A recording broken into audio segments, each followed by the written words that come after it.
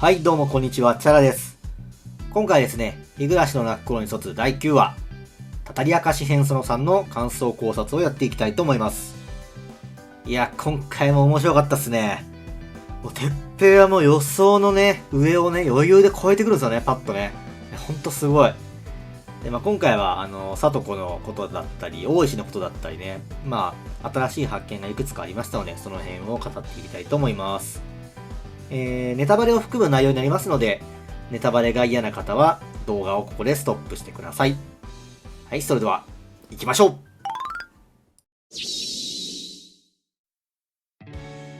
う。まず一つ目は、たたり明かし編の結末ということで、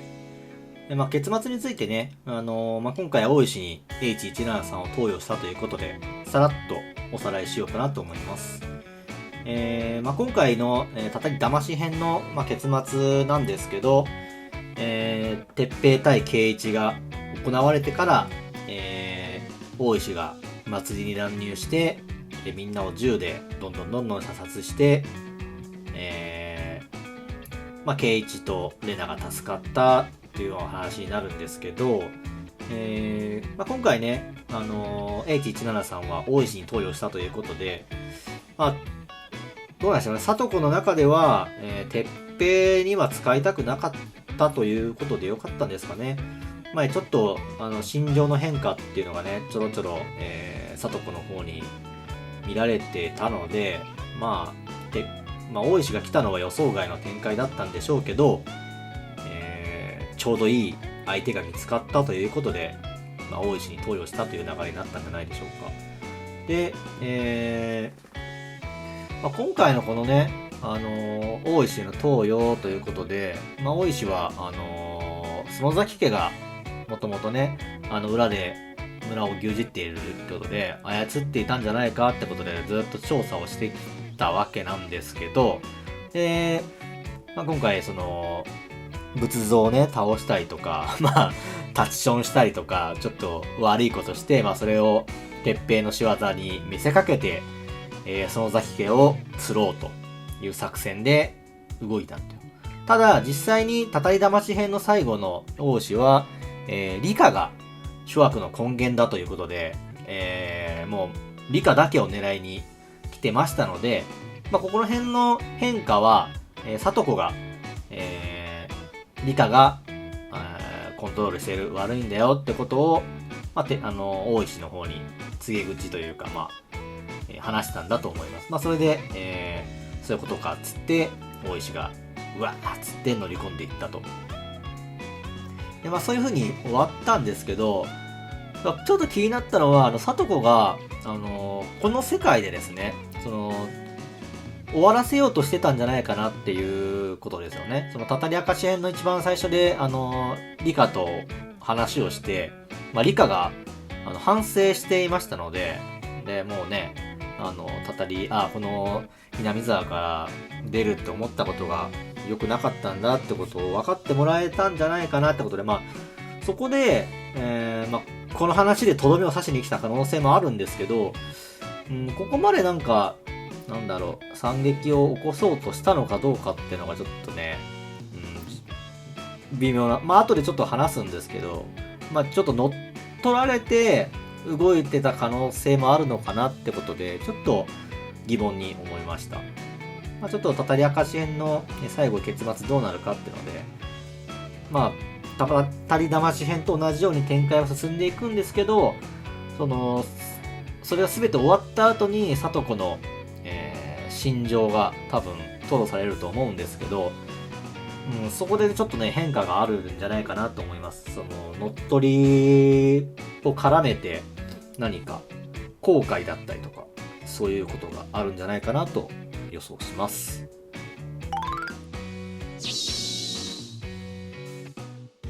はい、それでは次2つ目、この平穏を永遠にということで、いやーもうね、鉄平と里子のハートフルストーリーが本当に面白くてですね、なんでしょう、もうこの話をずっと見ていたいと本当に思いましたね。冒頭ね、鉄平が里子に乱暴するシーンが、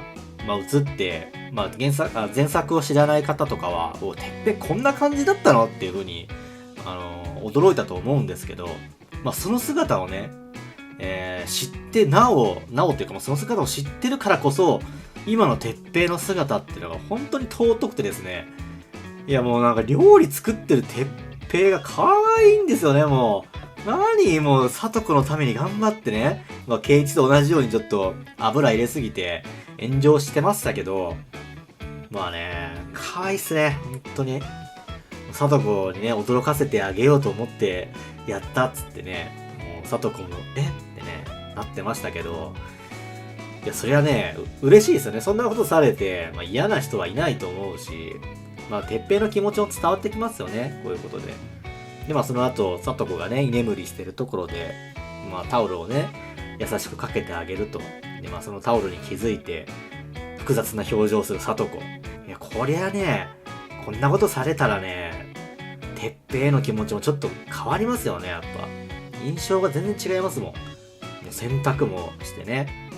でも、この、まあその料理のシーンもそうなんですけど、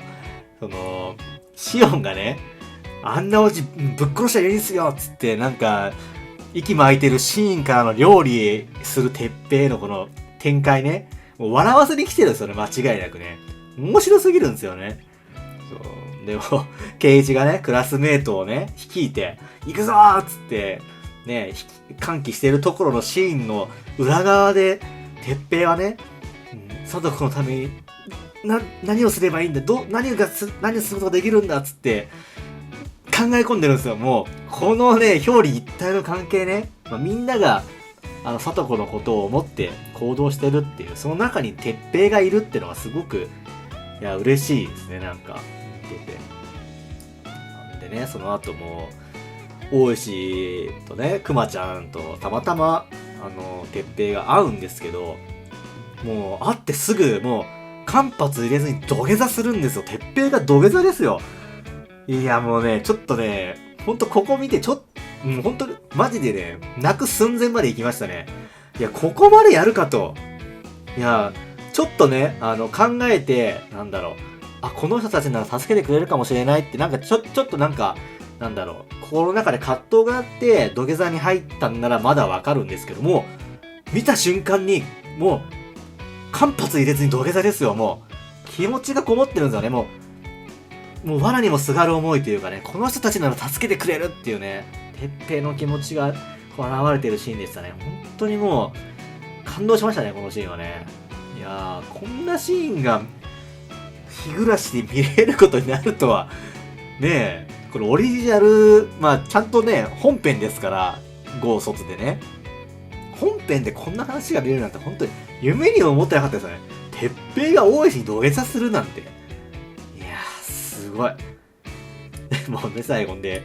ね、大石を送り出すこの二人ですよ。聡子と鉄平の、もう、鉄平のこの満面の笑みがね、もう、可愛いんですよね。いや親戚のおじちゃんを送り出す、ね、顔みたいなね、また来てねみたいな。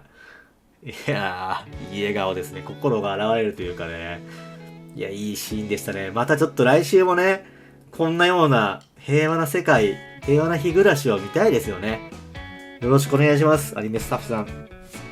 次回もこんな感じで平和に行きましょ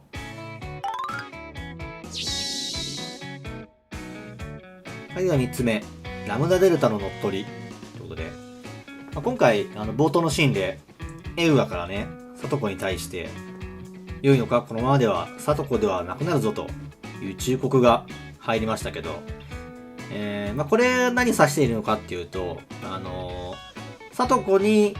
魔女としての人格が生まれるぞと、乗っ取られるぞということで、エウガから忠告が入ったというシーンだと思いますね。で、忠告というか、エウガはもう確信してるんでしょうけど、聡子の中に魔女が生まれつつあって、それがどんどん大きくなっていると、どんどん乗っ取ってるよってことをもう分かってて、ちょっとね、挑発じゃないですけど、そういうコメントだとは思うんですけど、これに関してはね、前からね、ミネコのナッコーに出てきていた、ラムダデルタという魔女に、聡子がているということで、ラムダデルタイコール里子説が結構日暮の学校に GO の頃から、考察されていたんですけど、今回の話、同じラムダデルタかどうかわかんないんですけど、ラムダデルタと似て非なるような、魔女が生まれるお話になってくるのかなと。で、それに里子が、どう抗うのか、里子がというか里子たちがになるのかちょっとわかんないですけど、そういう感じになるんじゃないかなっていう、そんな感じですね。で、睡眠薬を投与したシーンでも結構意味深なシーンが描かれてたんですけど、里子がね、この鉄平が嘘に騙されてまさかこんなことするとはと話しているシーンで、ちょっとなんか変な効果音が入ってエウアが映るんですね。で、エウアが映ってまた場面が切り替わって里子になった時に、里子が例の変な笑い方するんですよ。里子らしくない。へへへへっつってね。で、その笑った後に里子の目が赤くなって睡眠薬を投与したという流れになるんですけど、このシーンをどういう風に捉えるか、乗っ取り、魔女の乗っ取りっていう風に見るなら、鉄平のことを考えてたところで、魔女が意識を乗っ取ってそれを察知したエウアがニヤッと笑って、で魔女が乗っ取った人格が睡眠薬を投与して H173 を大石に投与したという流れになるのか、それとも、鉄平のことを思い出しているときに、エウアのことを思い出して、演技をしている里子なのか、ちょっとどっちかわかんないんですけど、自分は今、今回の話を見るに、乗っ取りの方が、魔女乗っ取りの方が可能性が高いのかなと思います。思い出したからというよりは、エウアはその魔女の気配を察知してニヤッと笑ったんじゃないかなっていうシーンに見えましたね。はい。これを考えるとですね、語り魂編の結末のことも結構変わってくるんですけど、リカのことが、怪しいよと大石に吹き込んだのもやはり魔女の人格がやった可能性が非常に高いと。圭一対鉄平のシーンの後に魔女化した、里子が大石が多分物音がしたってことで、多分大きい物音がしたってことで乗り込んでくるはずなんで、鉄平がねもう今回犠牲になると、鬼隠しに会うっていう風にもう睨んでというか張ってるんで、大石的にはもう何かあったらすぐ乗り込む準備をしてるので、乗り込んで魔女化した里子に、リカが全部悪いんだよと忠告するという流れになるんじゃないかなと思います。で、大石が、祭りで大暴れした後に里子がうつむいた顔というかドヨーンとした表情で、表情見えなかったんですけど、祭りの会場に、とことこ歩いてくるシーンが映ってたんですけど、あのシーンはおそらく、元の意識に戻った里子が、その辺の記憶を、思い出して魔女化した時の里子の行動を思い出してこんなことになってんのかと、驚いてるシーンなのかなと。でそっからちょっと猫魂編の方に入るんですけど、猫魂編でねいろんな人が発症してっていう流れになってたと思うんですけど、あれは魔女化した里子がやったっていうことで、結論付けていいんじゃないかなと、今回の話を見て自分はそう思いました。いやー本当に濃い内容のお話でしたね。はい、ということで今回はこんな感じになります。はい、ということで日暮卒第9話語り明かし編その3の感想考察でした。今回ね魔女化について言及がありましたので、その4その5でも、また深くその辺が描かれていくんじゃないかなと思います。ラムダデルタの人格がね、登場してきたら結構、海猫を見てた自分としては興奮するんですけど、その辺もちょっと期待して見ていこうかなと思います。あとは鉄平と聡子のハートフルストーリー、来週もよろしくお願いしますということで、そんな感じですかね。はい、ということで、こんな感じで、日暮らしだったり他のアニメの、感想考察とかもどんどん上げていく予定ですので、よろしければチャンネル登録、動画への高評価よろしくお願いします。また、動画への感想だったり、考察コメントだったりありましたら、コメントにてどんどん記入をよろしくお願いします。はい、それではまた次の動画でお会いしましょう。さよなら。